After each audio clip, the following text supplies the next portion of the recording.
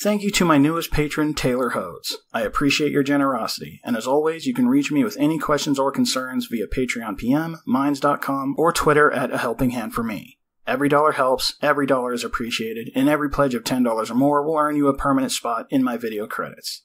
So a couple days ago, a longtime patron, supporter, and friend by the name of Lucen Dossier alerted me to a certain fiasco. A clusterfuck, really, now being referred to as the Tinder trap.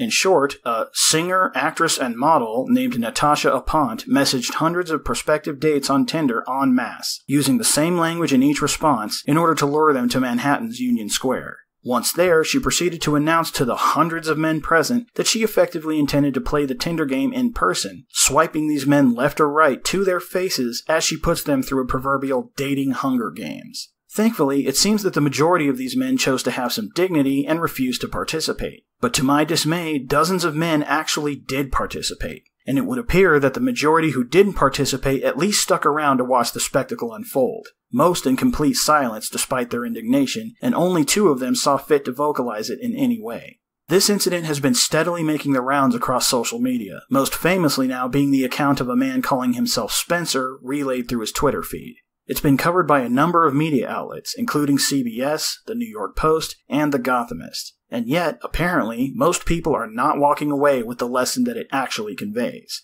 Now, I'm still not entirely sure how much of this was the actual desire of the ridiculous woman in the center spotlight. But upon further examination, this entire shit show was orchestrated by one Rob Bliss, a YouTuber of some 30,000 subscribers, in a thinly veiled attempt to land viral video fame while hiding behind the piss-poor excuse of humanitarian protest against the online dating community, namely Tinder. And you'll recognize this particular douchebag and the entitled model on stage from the now infamous 10 hours of street harassment video that reared its ugly head in October of 2014. There's a lot that I have to say about this, but to start, let's have a look at their garbage reasoning before we cover what happened.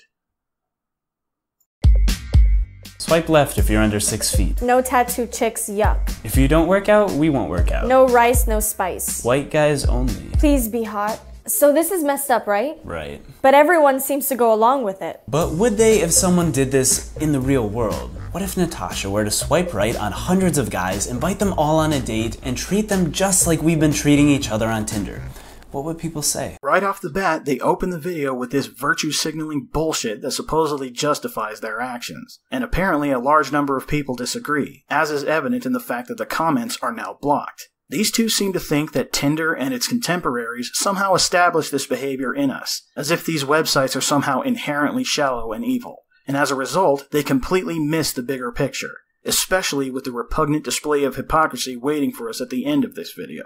Tinder is a template, Rob, and a conduit that connects us, nothing more. It cannot breed shallowness in people, not on its own. All it can do is make visible the shallowness that already exists and has always existed within the dating arena. Tinder asks you to write a brief description of yourself. It does not ask you to refer to yourself as a Nubian queen or a goddess. It asks you to list what you're looking for. It does not tell you to demand only white guys and request that they be hot as if you ever intended to consider anyone who isn't.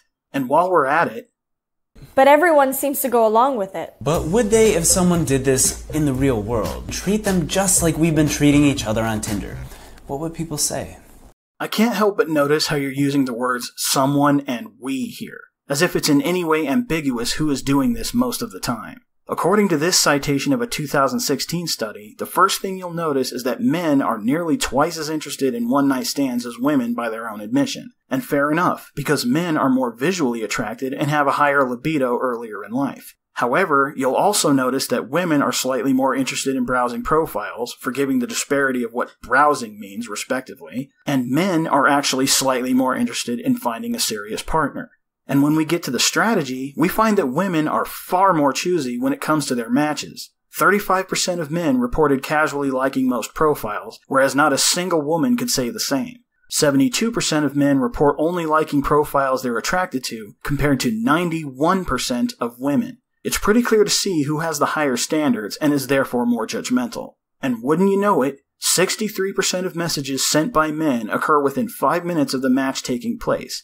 This is only 18% for women, suggesting that female users often wait to receive a message first.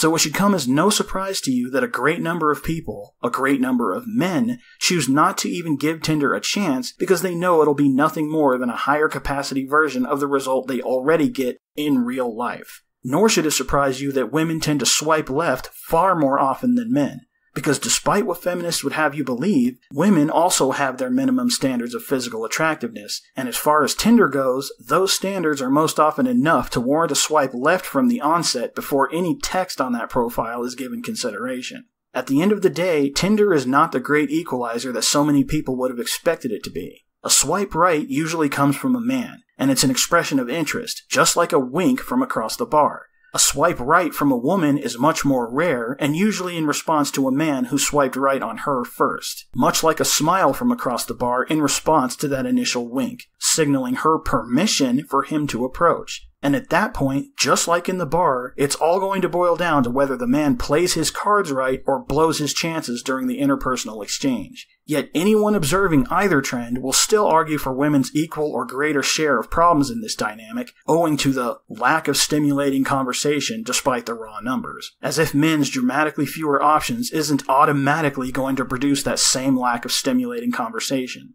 The only reason anyone can make this claim is because of the pervasive assumption that a woman's intellect and personality don't matter to men at all, that all they want is sex. If that were the case, ladies, marriage and monogamy wouldn't exist. And for the record, any man swiping left on a woman's profile can just as easily claim that it had nothing to do with her looks and everything to do with her personality. But we both know that most people would be less likely to believe it coming from his mouth. Tinder very much is real life, Rob. And therein, just as in real life, women have more options than men will ever have. The only difference is that the results of this dynamic are magnified so that you can clearly see reality for what it is. So I've quickly realized holding conversations with all these guys just isn't gonna work. Just too many of them. So I've developed a system. Step 1, we message with a guy on Tinder and give him a Twilio phone number. Step 2, this programmable phone number is routed through an online database. This central hub can send and receive texts and be logged into from anywhere in the world. Leading us to Step 3, farming out this texting operation to overseas workers. Over 50 full-time workers help us to text with guys, converting a Tinder match into a Tinder date. Yeah, you'll notice that not a single one of these workers he shows is a man. Frankly, I'm willing to bet that not one of them was male, shown or unshown. Given that they'll all wear the face of Natasha, I can only suspect that this is because, by and large, the majority of those who would have no moral reservations about doing this to hundreds of strange men at a time are women, seeing as how many of them already do it on their own. And if you were to call any of our numbers, they forward to this phone with a voicemail of, "Hey, this is Natasha. I'm not available at the moment." so I need a meeting location for Natasha and all these guys. That's why I've created a fake EDM event, complete with stage, sound, and our friend Nick AM. Guys will be told to stand next to the stage, and after she says hi to her DJ friend, they'll go off on their date. They'll never expect a thing. Look at that smug little smirk. Look how proud he is of himself that he strung along all of these guys, not giving a shit how many of them are going to be heartbroken or humiliated, or how many of them might be men who just received their first ever positive response from a woman they were attracted to, or any woman at all for that matter, only to then be judged and shamed for their every insecurity on camera for the amusement of a crowd. This man is a fucking scumbag.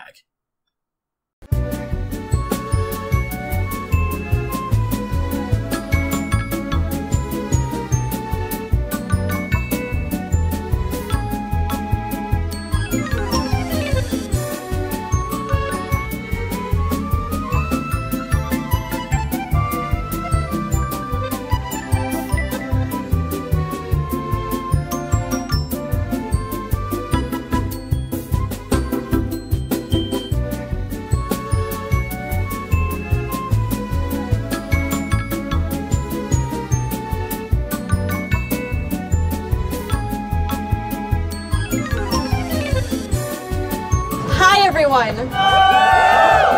As you may or may not know, my name is Natasha, and I have everyone here today to be on a date with me.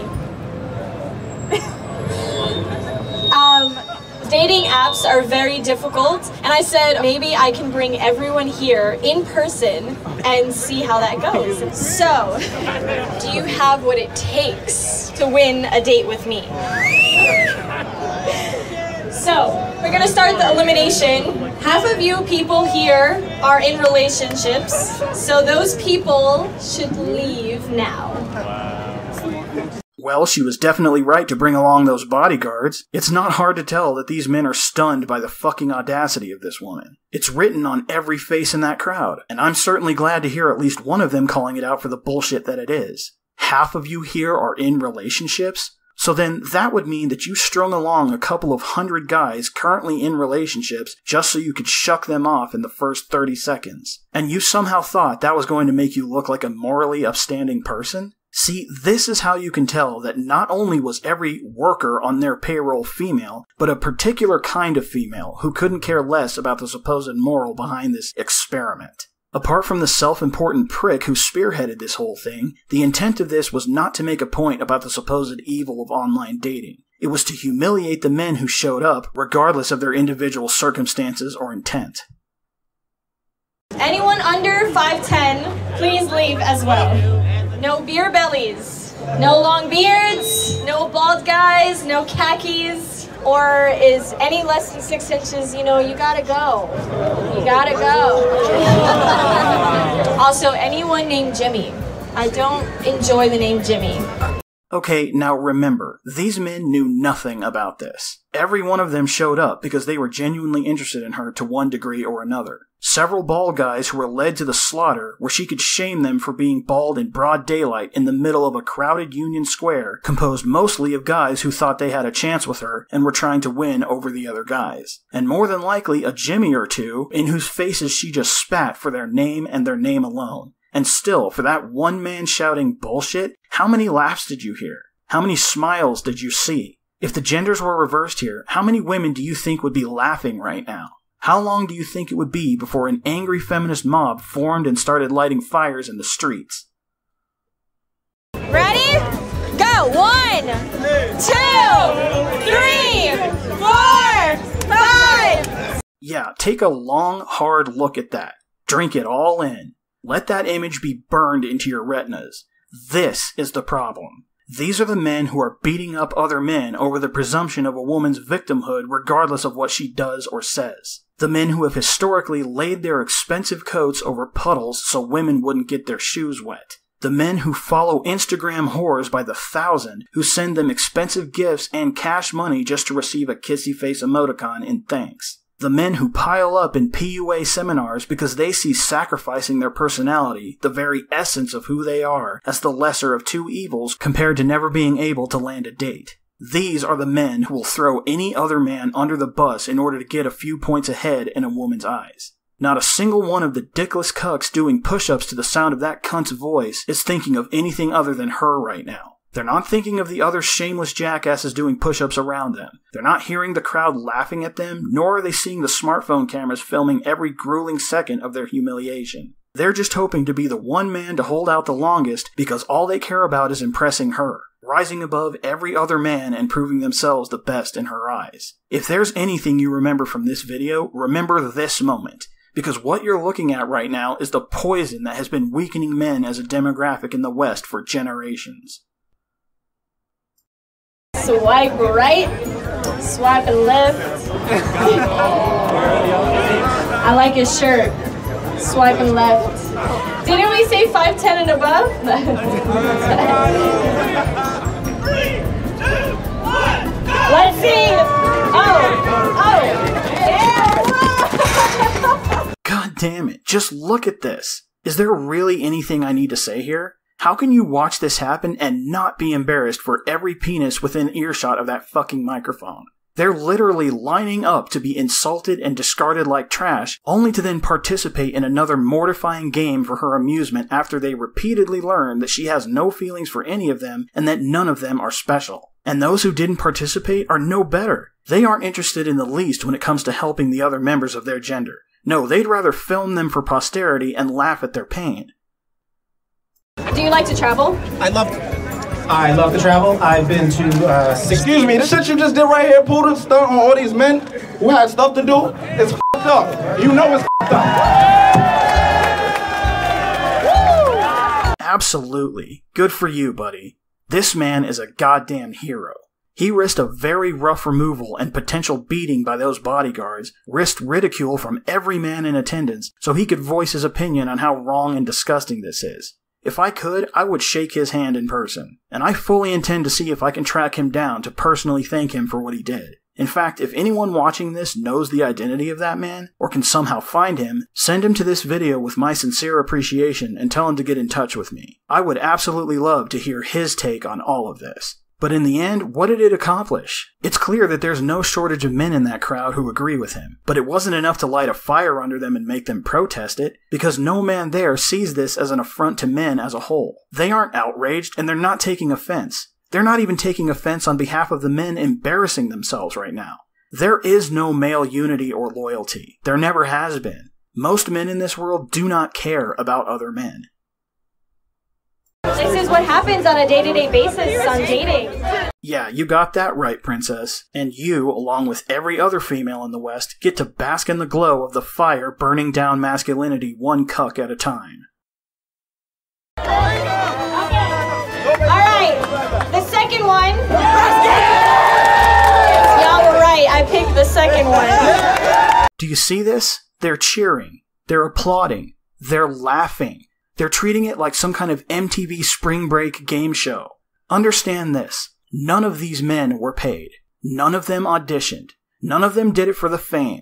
Hell, I'm willing to bet that none of them were even given disclosure agreements for their likeness, because I don't see a single face blurred in this video, and I guarantee you that more than a few were embarrassed to be there. The second one, she says. She doesn't know his name. She doesn't even care to know his name. He's just the one that won the gauntlet and claimed her as the prize that everyone in that crowd is letting her believe that she is. The best thing the second one could have done in that moment to redeem himself and every man there would have been to completely dog her on stage in front of everyone. Maybe throw a glass of water in her face, if he had one. Put his hand in her face and walk away. Take the mic and tell her what an undeserving bitch she is. But no, of course not. Just because someone doesn't check off every box on what we find attractive doesn't mean they aren't. It's absurd, isn't it? To judge people by such petty things as if they like to wear khakis. We know that. Look at how angry this makes people, and yet, this is what we've been doing the whole time. I guess sometimes you just have to lay a trap to catch people's attention and start a conversation. That's right. If things transpired as the creators of this video would have us believe, she actually went on a date with this man. You know, the man she just selected based on how attractive he is, on how far he could run and how many push-ups he could do, on whether or not he wears khakis, and the fact that his name apparently isn't Jimmy. On every little checkbox she so shallowly laid out in this event. And I suppose he's the one who gets to have the conversation she supposedly encourages. She says it makes people angry, but does it? Do we really know that it's wrong or absurd?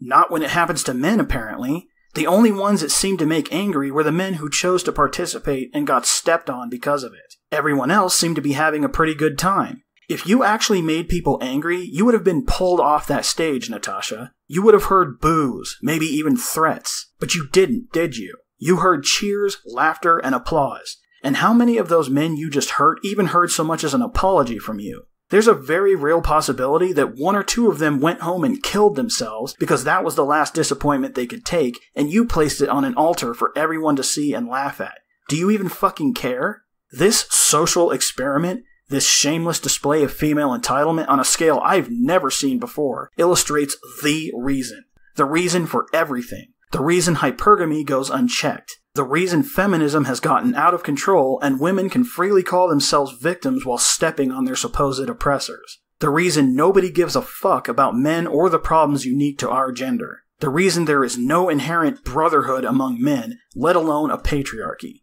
The reason women can get away with denigrating men to the most contemptible degree without their actions being viewed as an affront to men as a demographic or even frowned upon in any significant capacity. It's the reason channels like mine exist in the first place.